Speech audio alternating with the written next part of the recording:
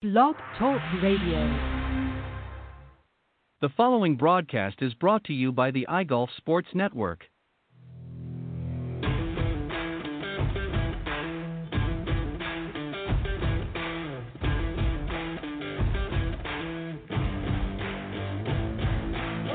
Golf Talk Live is sponsored by the iGolf Sports Network and Golf Tips Magazine. Here's Andrew to tell you more about our sponsors. iGolf Sports is a live stream broadcast and media production company providing quality programming designed to attract the golfing enthusiast. And Golf Tips, the game's most in-depth instruction magazine, including reviews on the latest equipment, tips from top teaching professionals, all designed to help you improve from tee to green. Welcome to Golf Talk Live with your host, Ted Odorico. Join Ted each week as he speaks with some of the best in golf. Sit back, relax, and listen to tonight's show. Let's join our host, Ted Odorico, as he introduces tonight's special guest. All right, good evening, everybody, and welcome to Golf Talk Live.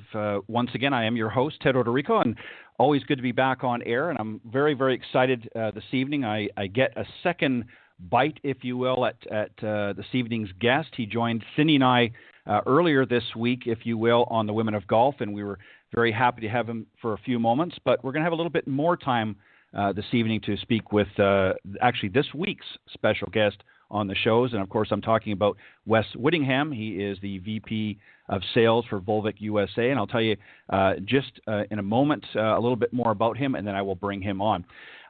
Just to remind everybody, of course, we are live every Thursday evening, normally from 6 to 8 p.m. Central here on the blogtalkradio.com network and also iGolf Sports. But I'm sort of doing light broadcasts for the next week or so, and then beginning March 4th will be the return of Coach's Corner panel, which will take the first half of the show. So for this week and for next week, the broadcast is just going to be from 7 to 8 Central or 8 to 9 for those of you on the East Coast, just an hour-long show, and then we'll go to the full 2-hour show beginning March 4th as I return the Coach's Corner panel. And the guys and girls are very, very excited about this year's Coach's Corner panel segment. They're already waiting in the bullpen as it speaks to get things going. So I hope you'll tune in for that. And then, of course, I'll follow with my interview of my very special guest of the evening. So without further ado, let me introduce tonight's guest and bring him back on. For those of you that didn't tune into Tuesday's show, here's this evening's special guest on Golf Talk Live. As I mentioned, it's Wes Whittingham. He is the Vice President of Sales for Volvik USA. And he includes 40 years in the golf industry of experience, both on course and off course. Also very heavily involved in retail, including overseas manufacturing. He has a vast product category experience in everything from footwear, apparel, clubs, balls, and, of course, accessories.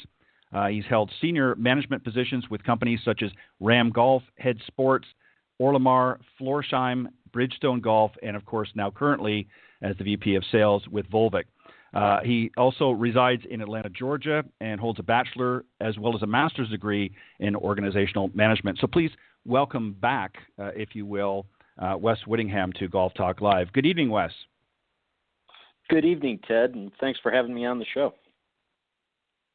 I appreciate it. Thank you for joining me again this week. And as I mentioned a moment ago, you joined Cindy and I earlier in the week on the Women of Golf on Tuesday morning, and we had a great discussion. I know a lot of the folks that tuned in, I've gotten some great feedback. They enjoyed a lot of the responses that you gave to some of the questions. So here's what I want to do that we didn't really do the other day, and that is talk about golf in general. So my question to you first to start things off is, why golf? What about the game originally appealed to you?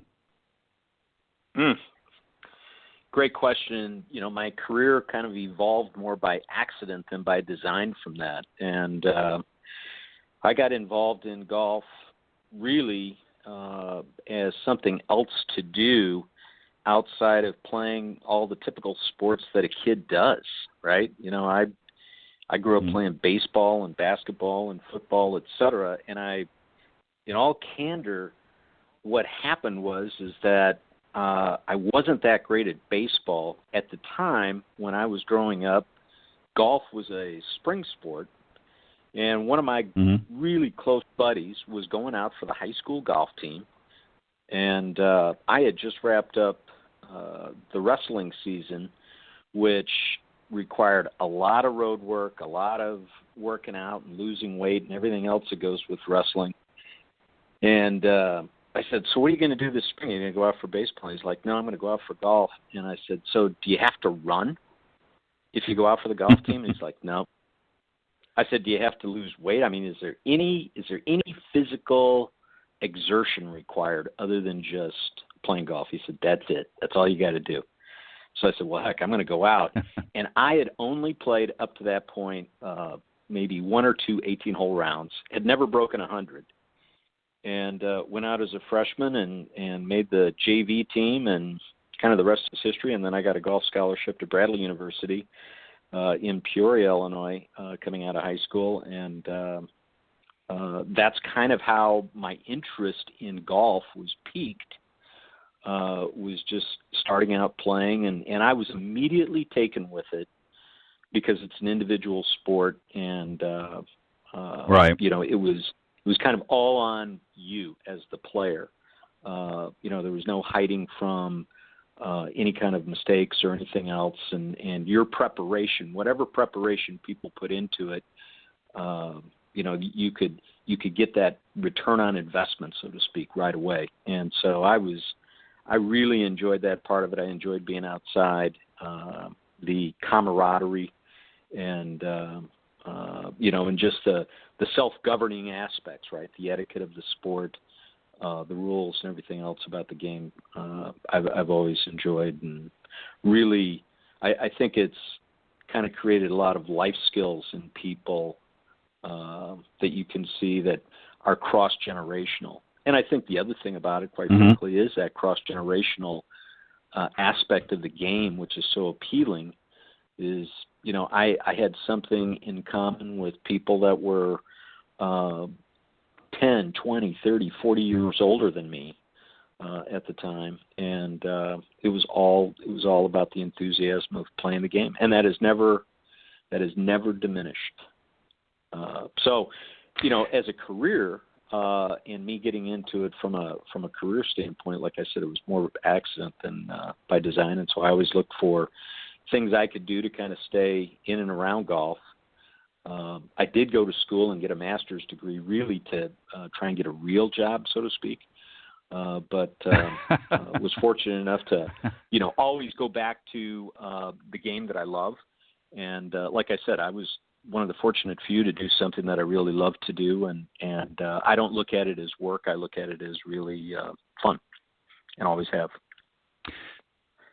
You know, that's interesting that you say that, because if you talk to most people, whether they're teacher professionals, whether they're players, or even your weekend warrior that just likes to go out and play with his or her buddies, they all kind of say the same thing. It's, you know, a love of the game. They just want to go out and have fun. They know there's going to be challenges, but it's sort of the inward look at oneself. You know, you pointed out, you know, it's much different than your typical team sports. And of course we have the Ryder Cup and others where it is more of a team format, but generally golf is an individual sport, and you have nobody to really take account of what happens out there in the golf course but yourself. You know, you're not warming up the bench like you might in football or some other sport. If you're not an accomplished player, you got to step up to the tee when it's your turn, and whatever happens, happens. So who introduced you to the game? You obviously you played a little bit before you got into school. Did your dad take you out, or another parent, or friends? How did it sort of begin? It was my uncle, and my uncle played. I actually had caddied for him a few times, and he said, you know, you said you've got good hand-eye coordination. You'd be pretty good at this. He said you ought to talk to your parents and see if they'll set you up. He said, but it's critical for you to start out with the right fundamentals, and so you've got to start out and get some lessons at first. And you know, gosh, my mom was really the pusher in our family, you know, and so I had two older sisters, and so she would I can remember as a little kid at 5 years old starting out, going for piano lessons and then clarinet lessons and tennis lessons and skating. And I mean, you name it, Ted, and I was getting a lesson for it. And when she said, hey, for your birthday, I signed you up for golf lessons. Your uncle said that you wanted to learn how to play golf. And I'm like, oh, Mom, I don't want to, anything but more lessons. And she took me out to this guy who was a retired club pro. And I didn't even have golf clubs. And so I'm going to this lesson, and she's dropping me off. And literally, he had one of those old bag shags, and we were just hitting balls out into a field. And he had a fedora on, and he was standing there leaning on an old persimmon Tommy Armour McGregor 4-wood. And he's like, where are your clubs? And I said, I don't even have any yet. And he's like, well, I can't really do anything with you until you've got some golf clubs to play with. But he said, I'll tell you what, why don't you take my club and we'll get started with that. And, so he taught me the grip and everything else, and he was real patient. And he said, okay, take a swing at it. And Ted, I'm not going to say that, it was nirvana and I hit that first ball, perfect, but I'll never, ever forget. And I think this is the most difficult thing for all golfers and all teachers is to have their student hit that one ball, just one, perfect, right on the percussion point. Mm-hmm. Because up until that point, you've got people that are whiffing at it, hitting it off the toe or the heel or, topping it or whatever. And it's like, none of those feel good. But I'll never forget the first time that I caught a ball on the sweet spot with this 4-wood. And it went straight and true right at our target. And I was hooked. I just said, oh, my God, I want to do that again. And he's like, all right, well, this is what you got to do that again. And it was one of those, feelings where instantly, it just kind of clicked. And I think that's, for all instructors with beginners, it's getting that student to feel that good shot, that good swing, and the effortlessness of hitting that type of shot and having the ball explode off the face. There's nothing quite like it. You're exactly right. And, as a teacher myself, it's amazing, working with students. I primarily work with a lot of corporate types. And, it's amazing when they come to me and they say, boy, I'm really struggling with this. I'm really struggling with that. And they're just not hitting it well. And then at some point throughout the lesson, they'll hit that perfect shot. And up until that point, you're almost anticipating that they're feeling defeated, they're just not understanding, they're not getting it, and then all of a sudden it rings true, and it's like, well, I'll see you next week, I guess. So they're coming back. So it's kind of it's kind of bittersweet in a way because that they've got to work on, and that's that's a whole different story. We need to get the students to work a little bit harder on their games, but it's so true what you said. It's amazing, just that one shot sometimes can be enough. And more often than not is enough to bring, players that just don't feel like they're understanding or getting it to say, I'll be back next time.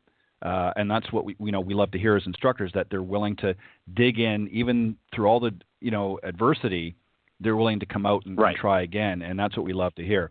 I want to touch on one more thing before we get into, because we got quite a bit of time here. So I want to touch on one more thing that you said a little bit ago, and you talked about life lessons. And I've been a firm believer, golf, unlike so many other sports, I think we can learn a little bit about life in almost anything that you do, but golf particularly, for some reason, just is very conducive for teaching you not only lessons on the golf course, but sort of translate to life lessons. So I want you to think back, and you can pick any point throughout your career and your time here. What were some of the life lessons that you learned that were applicable to what you did on the golf course? Well, probably the most what the first memory that I have is about adversity, and I start with that because, if you look at the game of golf,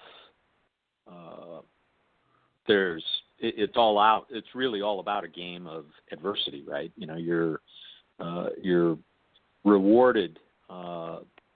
Perhaps you may only hit 5, 6, 7 really great shots around, and that's covered up by, whatever. It could be 80, 90, whatever shots that aren't perfect. And but I'll never forget, I was the lead player teeing off in a collegiate tournament. And so I was the first player up on the tee, and I hit 3 consecutive balls out of bounds right on the first tee. First player, 3 balls out of bounds. I think I started up on a par 4 and posted like a 12 or a 13 or whatever it was. And I was just really down. And I'll never forget, my coach came out about halfway through my front 9, and he's like, "How you doing?" And I'm like, "God, coach, I mean, you were there. You saw me tee off on number 1." So it was just disaster.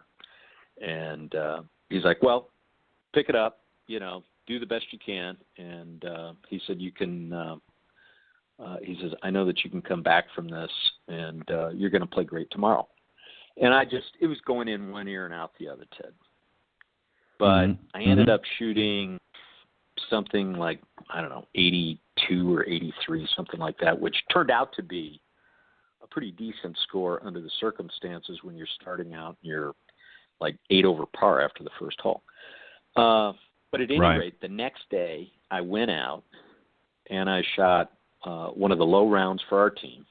Matter of fact, I improved by 10 shots the next day. And when I was done, and we ended up as a team, taking, we may have won that invitational or taken second, something like that. But really, it was our other players, our captain and top players, that really won the event.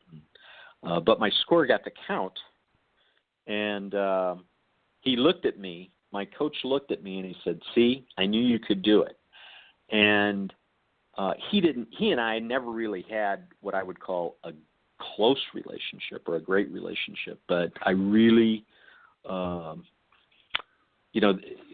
him to engage me like that after starting out and saying, "I know that you can do this," it was those kind of words of encouragement and overcoming some adversity that really was a great life lesson for me. And so, that's one aspect of it. But I think the thing about the sport of golf and what's so great about it is that it teaches you patience, it teaches you perseverance, it teaches you preparation, it teaches you all these things, respect for your competitors, right? Respect for your environment.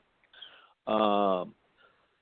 So there's so many things, and also, it's the old when the fat lady sings, it's never over till it's over, and you never give up. So those are the things that I think I took away from my career when I was playing competitively as an amateur player. That has always really kind of stuck with me throughout my career, my business career, and and I think the other thing is simply the relationships that I've developed with people over the years within the golf industry itself. And where else could a kid like me end up meeting a president of the United States?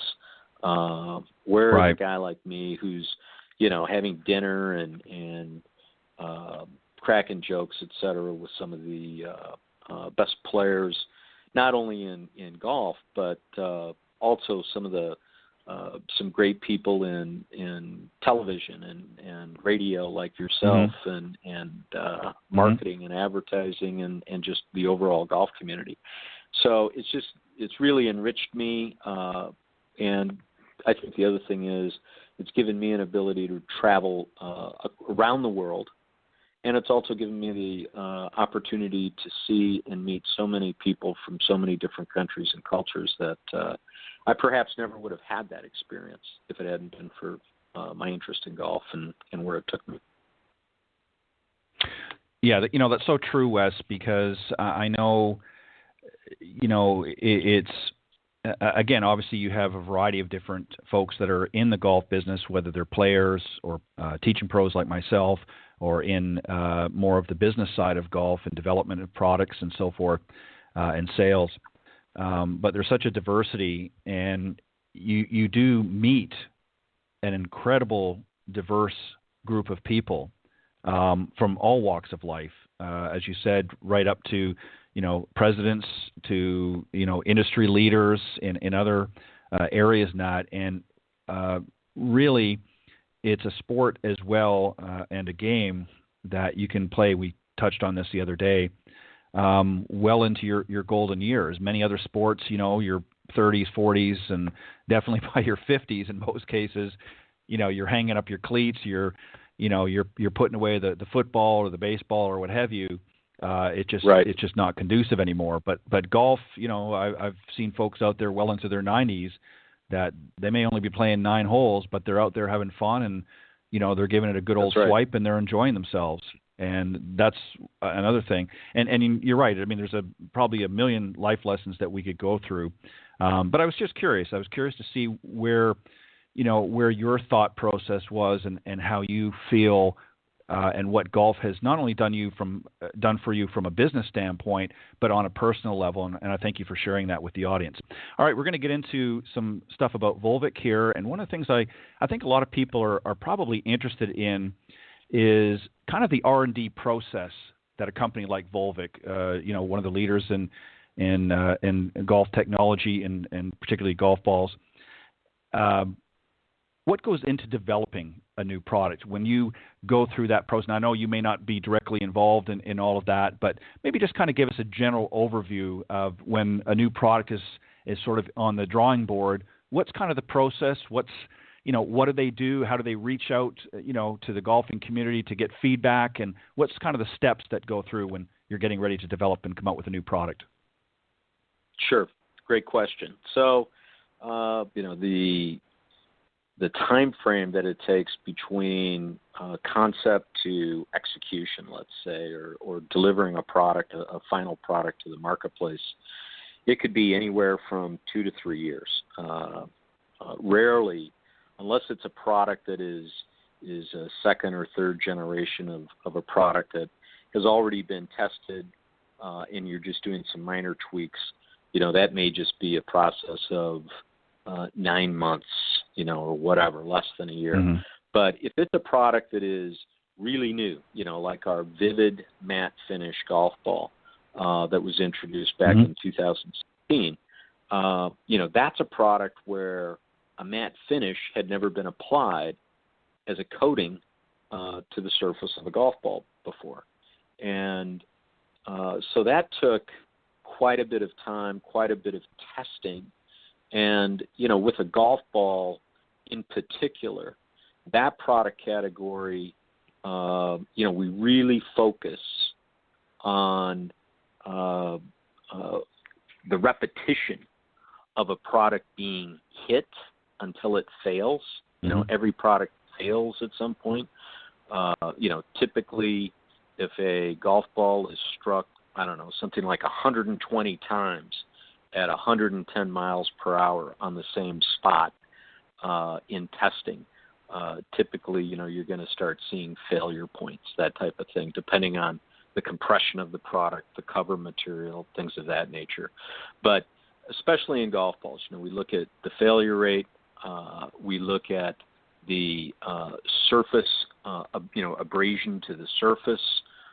We look at We look at what happens to that particular product when it's hit with different types of golf clubs, whether the groove surface of a sand wedge, for example, versus the surface of a driver, and then what happens in terms of spin rates, and all these different types of things go into the development of a golf ball before it ever hits a sleeve and a lid and a tray, so to speak, and ends up on the shelf of a store or a pro shop.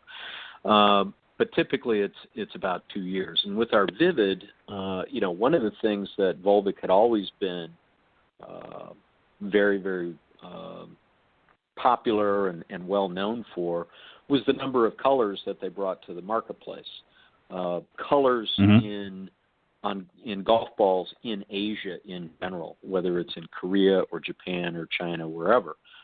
Throughout Asia, colors, there's a multitude. There could be 8 to 10 to 12 different colors from manufacturers in any given model. And that's not that's kind of I don't want to call it the norm, but that's pretty typical of a very popular type of product. While here in the United States, you may see a golf ball that's only available in 2, perhaps 3 colors. So Asia has always been very, very focused on different color formats for golf balls.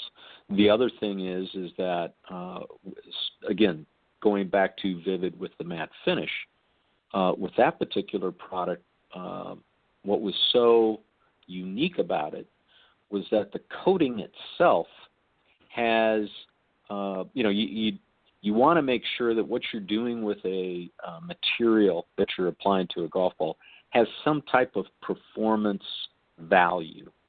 And I'll give you the contrary example. Polyurethane coatings that we put on golf balls here in the United States, as an example, typically makes golf balls look shiny and they're pretty, right? Aesthetically they look great. Mm-hmm. But there's really not a true performance benefit with a polyurethane coating. Now, you're seeing manufacturers like Bridgestone, Srixon, etc., that are bringing different types of material coatings that still bring a shiny, glossy material finish, which looks nice, but it also has a performance benefit. With the matte finish, when we first started experimenting with this, we realized that it actually reduced spin off of a driver, and it actually increases spin off of a wedge. And how does that happen? And it happens because the material itself creates an effect, for example, off a driver, where it actually lays on the face of the driver a fraction of a second longer. And the longer you can keep a ball on the surface of a driver, the less side spin it puts on the ball. And anytime you reduce side spin on a golf ball, leaving a driver, which is typically the highest miles per hour, right, that a ball is going to have, it'll go straighter. Contrary with a wedge, that material actually was able to adhere or get into or interact with the grooves of the surface of the wedge more efficiently, creating better spin rates around the green. The other thing that we found with the matte finish was that it actually changes the sound slightly when it's struck by either a putter or a wedge, for example. And the report, or the contact point between the ball and the surface of a club, is really transferring to the player the sense of feel. Okay, so feel really comes from sound. So you'll see players, and if you gave them the old blind taste test, and you provided them with several different types of golf balls, and they're putting with it, when they get a really high click off the putter, they'll say that sounds kind of, or that feels kind of hard. And if it's more of a thud, or it's duller sounding, they'll say, oh, that feels soft.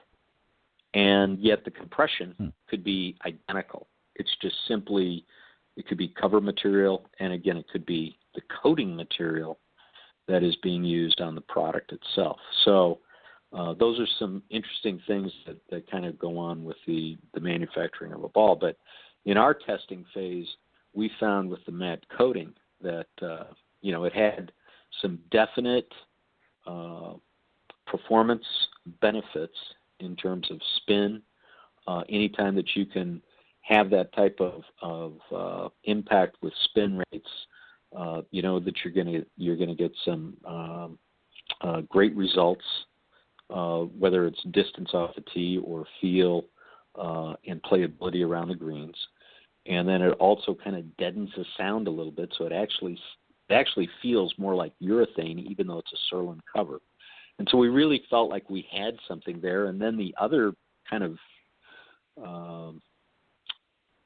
and it wasn't something that we really designed into the product, but the application of matte finish coating disguises the dimples of a golf ball. So when you look at a matte finish golf ball the very first time, it almost looks like a ping pong ball. And so, right. It optically obscures the definition of the dimples. And so it was very cool looking immediately. And we were extraordinarily excited about, the appearance, the aesthetics, much less the playability.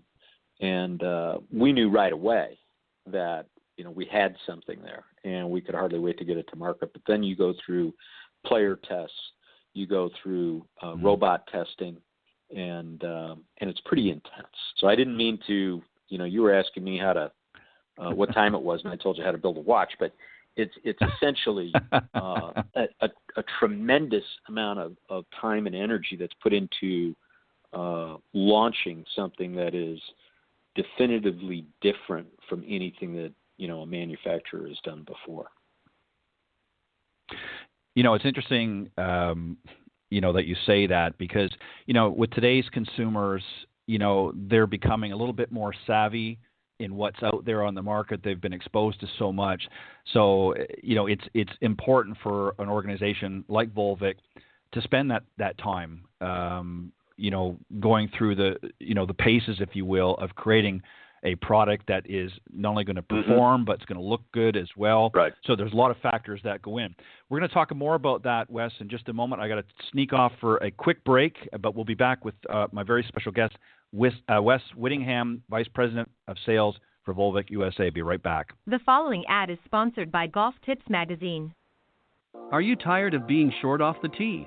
And what about those 3 putts? Forget about it. It's time you got serious about your game. Golf Tips, the most in-depth magazine in the industry. For over 30 years, Golf Tips has delivered expert content such as the latest golf instruction from America's top pros, simple to follow practice and game improvement drills, fitness and mental game tips, equipment, training aids, accessory and apparel reviews, golf destinations and travel tips for every budget, and so much more. Don't miss a single issue. Go to golftipsmag.com and subscribe today. All right, I want to thank everybody for joining me this evening on Golf Talk Live. I'm here with my very special guest, Wes Whittingham, the VP of Sales for Volvik USA. And we've been talking about colors, we've been talking about R&D, and we've been talking a little bit about his golf game.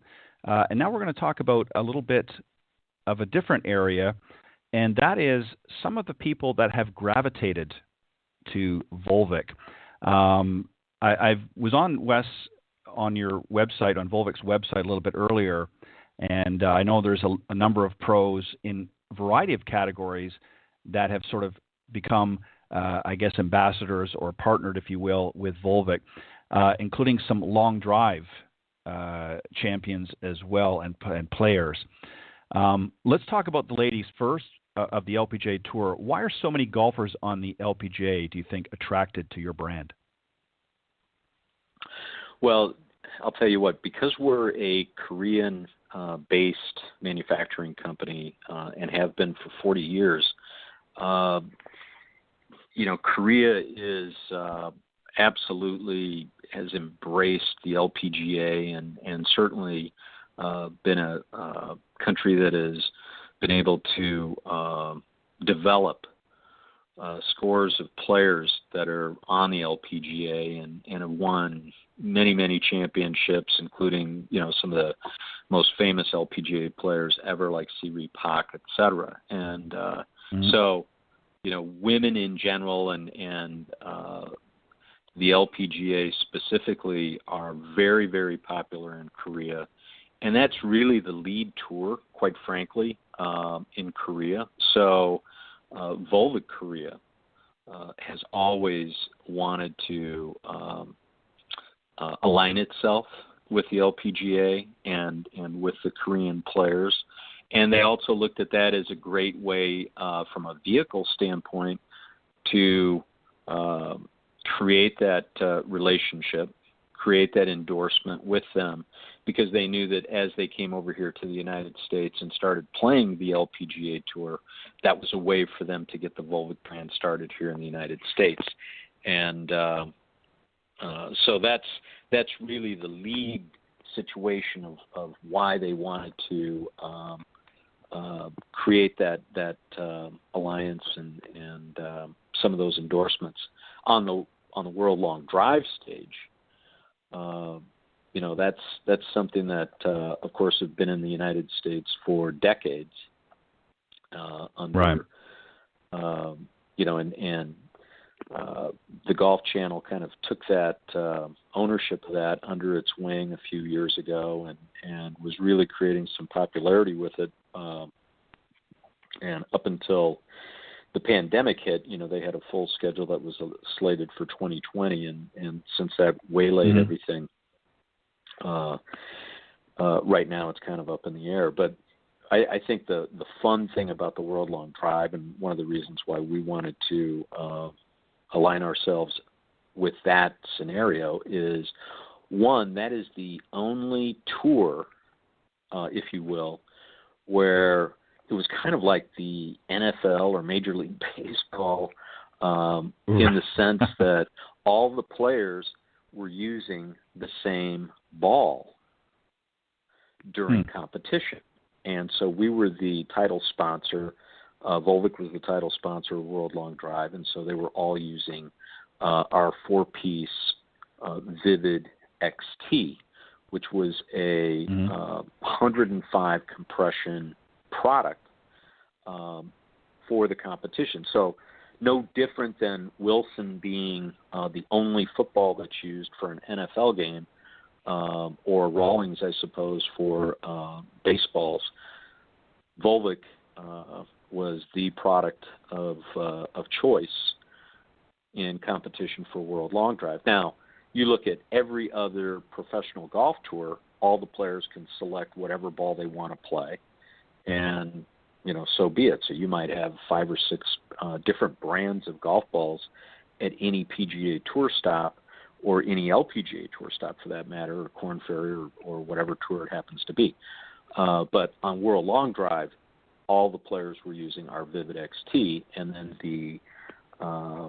and of course the other benefit, to me, is that World Long Drive was kind of like the drag racing, if you will, or WWE of golf. You've got these men and women coming out that are have some body art. They work out. They hit the ball literally with enormous clubhead speeds.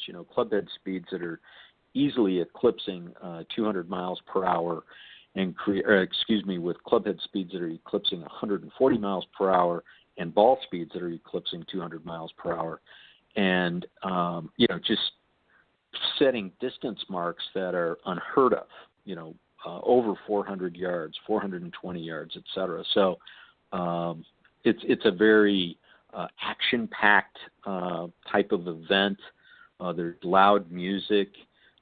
It's a lot of fun, and you get immediate crowd interaction because it's one-on-one. It's an elimination process, just like drag racing. It's one player against the other, and whoever hits it furthest wins. It's that simple. And So we enjoyed that association. Certainly, it creates a lot of fun for us with the players. They're very, very approachable. They're great people. A lot of fun to be around, and they're just tremendous athletes on top of that. I also noticed too, Wes, that your Tour XT soft golf ball earned a gold medal last year with Golf Digest Hot List. Tell us a little bit about that, about the XT. Well, it goes without saying, the XT Soft is just absolutely a fantastic product. I think it is our most versatile product for players with better skill sets. And when I say better skill sets, I'm talking about amateurs or professionals that are, probably playing in the mid 80s or below, perhaps, that have some, good skill sets, and they want a very versatile golf ball. This is a 65 compression product. It's 3-piece, urethane cover. Obviously, it's available in a variety of different colors, which is great. It's a glossy finish.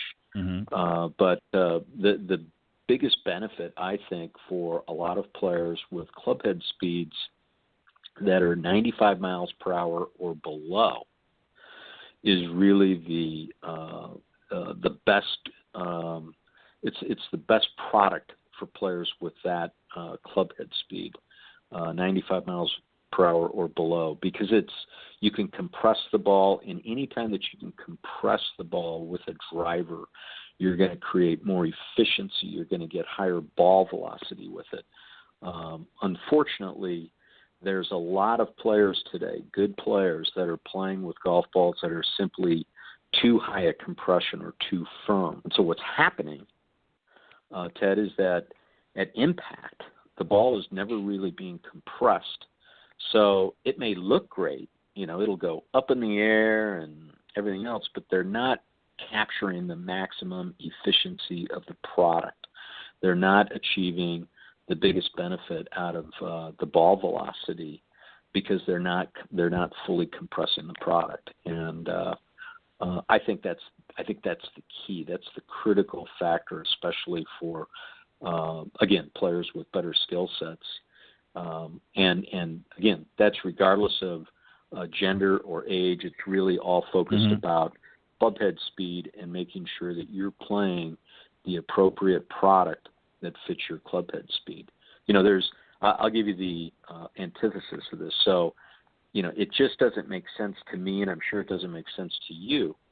Why would a player, like a World Long Drive player, for example, that has 140 mile per hour clubhead speed, why would he want to play a product, or why would a player like myself with a clubhead speed of 95 miles per hour with a driver, why would I use the same product that somebody who's on World Long Drive use? We wouldn't. It's just not the appropriate product that really fits our game. And that, to me, is the most critical element. I would say this about golf ball fitting just in general. For all your listeners out there, I think so many people are going out there and they're spending $300-$400 on a brand new driver, which is great. If you need a new driver, hey, by all means, go out and get it. I'm not discouraging anybody from going out to buy a new driver. Also, highly recommend them when they're doing that, is to get fit appropriately to the right golf ball that fits their game, because they can pick up not only distance, which I know everybody is looking for, but they're going to pick up more efficiency and hit more fairways when they're properly fit to the right ball. Yeah, that's a really great point, Wes, because that's an issue as a teacher professional that we have a lot of times with our students. Is number one, they're not, in many cases, are they not playing the right equipment for them? Not necessarily that it's not necessarily fitted for them, but it's calibrated for maybe a higher quality player. But they forget about the golf ball. And right. like you said, they see Tiger, they see so and so playing, whatever the top ball is, and with the manufacturers, so they figured that's what I've got to play too. But they're not really, as you said, they're not really getting the maximum benefit out of that product. So I always suggest to anybody that I've worked with, I said, look, if you're going to go out and get yourself, like you said, a new driver or some other club, you need to periodically, because as we get older, our speed slows down, you need to rethink. And if maybe you're playing, a top ball right now because your swing speed, warrants it, but, maybe in a few years, that speed is now, 5 to 10 miles an hour slower, that ball may not be appropriate at that point. So I think it's right. good to periodically get tested out and do that. And that's a great point that you raise. I want to sort of jump ship here real quick and talk about something. We talked about this the other day on Tuesday, and I thought it, especially some of our younger audience and older too, I think would get a kick out of this. But you guys have collaborated with Disney and have come out with. I'm going to let you tell it. Tell us a little bit about that collaboration. Absolutely, and thanks for asking the question, Ted. So we've collaborated with Disney, and Disney owns the rights to Marvel. And so we have a whole series of Marvel Avenger characters that we have incorporated into our Vivid product line. So we have everything from Captain America to Black Panther to Black Widow and the Hulk and Iron Man, Spider-Man, etc. And so what we've done is we've taken our, we've got this great color palette of 8 different colors in the Vivid product line. And so we match up those colors appropriately with the character. So just to give you an example, everybody knows the Hulk is green, mm-hmm. and so we've got this fantastic lime green matte finish ball in the Vivid line. And so we use the Hulk and some of the different images from that character, and we logo that on the product. And what we do is we'll have what we call a gift set. And so we have 4 Hulk golf balls in a gift set that includes a magnetic hat clip and Hulk ball marker.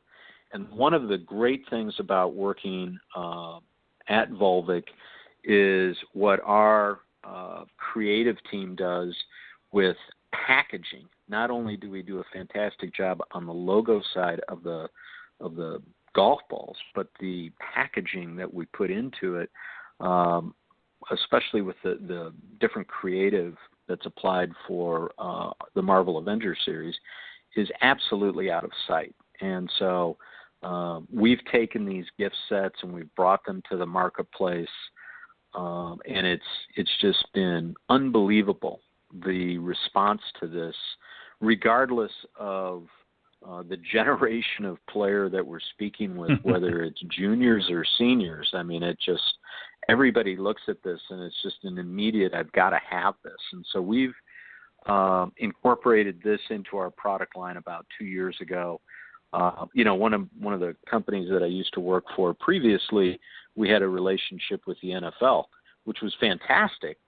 But the minute that a team's record was upside down during the season, then obviously the sales for that particular team's logo and golf ball products went with it. The great thing about the Marvel Avengers series is that these guys are undefeated, and they just continue to sell all year long. And so we've brought this to the marketplace. We're going to be bringing to the market driver head covers, putter covers, headwear, lightweight stand bags, all kinds of different products. We've got something very exciting in the golf glove scheme of things that we're going to be delivering later on this year. So, the second half of the year is really going to be a lot of fun with our Marvel collaboration, especially in some of these product categories outside of golf balls that I think every golfer in the country is just, as soon as they see it, they're just going to say, oh my God, I've got to have that. But we've had an awful lot of fun with that. And the other nice thing is that, Disney, in their infinite wisdom, is going to continue to be bringing out feature films. And, we just simply draft off of that. Every time Spider-Man hits the screen, look out. The demand for those for those products continues to rise. So we've had an enormous amount of fun with the product. Fun is our middle name at Volvik when it comes to golf. And not only do we enjoy bringing this to junior players everywhere, but we also love to just bring it to the audience. And it's, the golf community as a whole. The minute that they see it, it just really speaks to them. It's something that they really can engage with and have an awful lot of fun with. Well, and you hit it right on the head. Golf is meant to be, even though it's challenging and can be difficult at times, you're meant to have fun. What really impresses me about the Volvik brand is the fact that you've made that side of golf fun. Golf balls, as we know, traditionally have been white, and occasionally maybe they've come out with a color here or there, but traditionally it's been white, and nothing wrong with playing that. But you've taken it to another level by making it uniquely different. You guys are definitely the leader when it comes to color golf balls by far, in my opinion. And I know many others as well, but and I think that's what's appealing is people want to certainly respect the traditions of the game and enjoy golf in its many forms. But you know what? Sometimes you got to let loose a little bit out in the golf course, and I think you guys have done a great job in doing that. And now adding this the Marvel collection. It brings back not only some good memories for youngsters out there that get to, experience the more modern Marvel characters, but for old guys like me, when Marvel Comics first came out, I remember having, quite the collection at the time. So it brings back a lot of interesting memories for me as well. So I think it's, to borrow from baseball, that's a home run for you guys. I think the relationship with Disney. And I think it's going to continue to do very, very well. Wes, as we get ready to close off here in just a few moments, I'd like, if you wouldn't mind, just to kind of summarize really what, not so much the mission of Volvik is, but what you want, not just the tour players, because, they have a lot of attention their way, but for the everyday golfer out there, what is it that Volvik wants the everyday golfer to experience with their product? Sure. I think we just hit on the key three-letter word, and that is fun. We look at this in terms of just simple logic, right?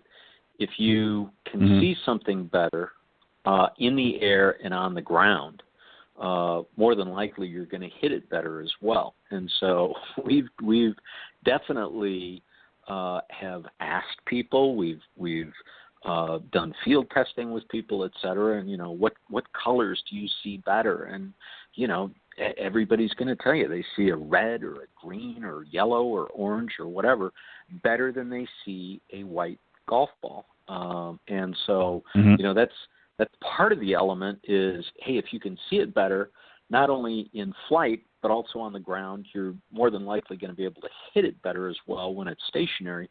But I think the other thing that we're really trying to do is we're not so focused on the tour and everything as much as we're really focused on the everyday golfer.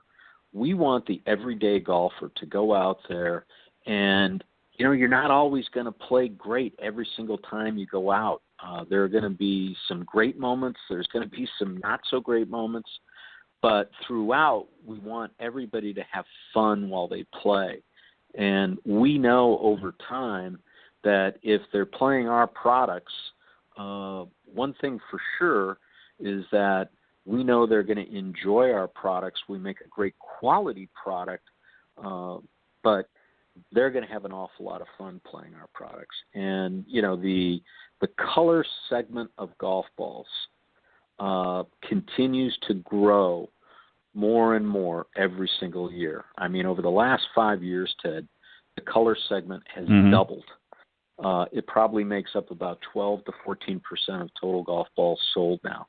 And it's probably going to double again. And mark my words, 5 to 10 years from now, there probably will be more colored golf balls sold to consumers than white golf balls. And, like you said, it's a traditional game, but by golly, there's a lot of things that have changed in this game.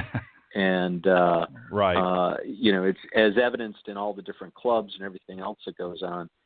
But for sure, when it comes to golf balls, it's the only piece of equipment that people have to play the game. And we want to make sure that they're having fun with ours. So true. I couldn't have said it better myself. On a side note, I think that you guys have got a built-in formula to encourage people to want to become better players, because your products are so gosh darn good looking that you don't want to lose them. So you want to make sure you're keeping them in the fairway and not hitting them into the long rough or into the woods. That's right. So you guys have come out with, so there's some incentive to get out there with your local pro and take some lessons and become a better player, just so you're not going to lose any of your Volvik golf balls. Wes, I want to thank you very much for joining me again this evening. And again, Cindy and I appreciate you spending some time earlier in the week on the Women of Golf. And I appreciate you spending a little extra time and a little bit more in-depth this evening with me on Golf Talk Live. And I would love to have you anytime Volvik's got something new and exciting that you want to share. By all means, we would love to have you come back and give us an update on some new and exciting things happening in the future with Volvik. Ted, thank you so much. It was a real pleasure being on the show, and I want to thank you for the generous amount of time that you've given me tonight, and we look forward to coming back. I appreciate it. Have a great weekend, much continued success, and I look forward to seeing many of the new and exciting projects that come down the pike with Volvik. I think you guys are a great brand and have some great products out there. And as you said, you make golf fun, and that's really, in my opinion, the most important thing. So, Wes, again, have a great weekend. Thank you very much for being my special guest tonight on Golf Talk Live, and I look forward to having you join me again in the future. Thanks, Ted. Have a great night. Bye-bye. All right. You too. Bye-bye. All right. That was my very special guest, Wes Whittingham, Vice President of Sales for Volvik USA. And if you want to learn more about their products, go to Volvik. It's volvik.com is their website. And all of the information, including their products, some of the media, some of the tour people that are involved, and more about their technology. It is truly a great company with a lot of very interesting and attractive products, and they are definitely a leader, not only in golf ball technology, but particularly the color golf balls. Many, especially on the ladies' tours, as Wes had mentioned, are playing the Volvik golf ball, and with good reason. It's a great product. All right, I want to thank you all for joining me this evening on Golf Talk Live. I'll be back next Thursday with another interesting guest on the show, and I hope you'll join me for that. And then the week after, we will be starting, of course, we'll be in the month of March, and we'll be starting the full broadcast for 2 hours, which will begin at 6 p.m. Central and going to 8 p.m. Central. So it'll be a 2-hour broadcast. We'll be starting off the show, for those of you that are not familiar, with Coach's Corner panel, where I bring some of my fellow pros on here to have a great panel discussion about a variety of different topics. And then, of course, I have my featured special guest that follows me on the second hour. So that begins March 4th. So make sure you stick around for that. But don't forget to join me next Thursday right here on Golf Talk Live. Have a great weekend, everybody. Again, thank you. God bless. And we'll see you next time.